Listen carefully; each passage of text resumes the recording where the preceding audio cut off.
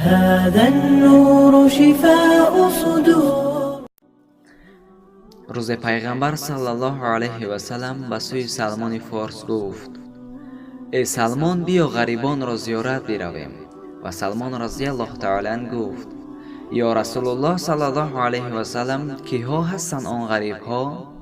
رسول الله صلی الله علیه و سلم گفتند: ای سلمان، قبرستان در خواب بودگی ها غریبند، بیا درویم زیارت کنیم.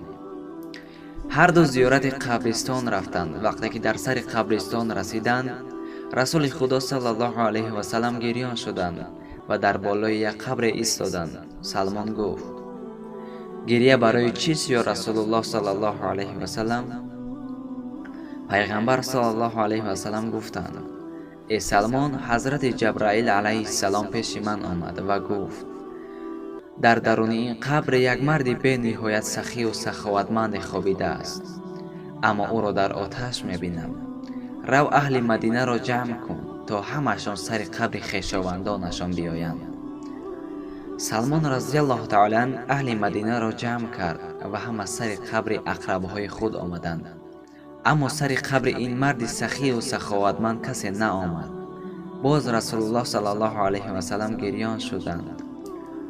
از بین یک مدت گذشت که یک کمپیر با پای لرزان و با میان خمیده سر قبر این مرد سخی و سخاوتمند آمد. رسول الله صلی الله علیه و سلم گفتند: ای مادر، این مرد کی می شود برای تو؟ مادر گفت: یا رسول الله صلی الله علیه و سلم، این فرزند من است. رسول الله صلی الله علیه و سلم گفتند: ای مادر، فرزند در آتش است. چی می شود این فرزندت را عفو کنی تا از آتش نجات یابد؟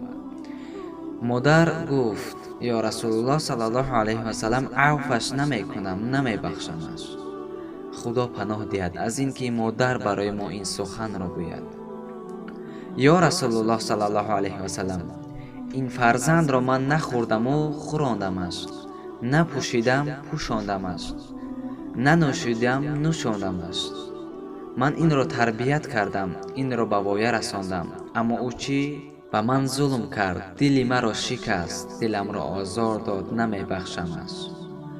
رسول الله صلی الله علیه و سلم دستان مبارکش را بر چشم این مادر مالید و پرده از چشم مادر برداشته شد. در این حالت احوال پسرش را دید که در آتش سوخته ایستاده است و پسر داد میزد، فریاد میزد: مادر، مادر، مرا ببخش.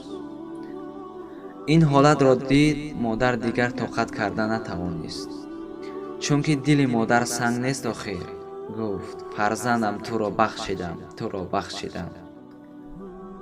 در این حالت بود که جای از جایهای جنت نصیبش کرده پسر را. ای فرزنده که قدر مادر را نمیدانی، بدان که این از حال فرزنده که قلب مادر را آزار می‌دهد.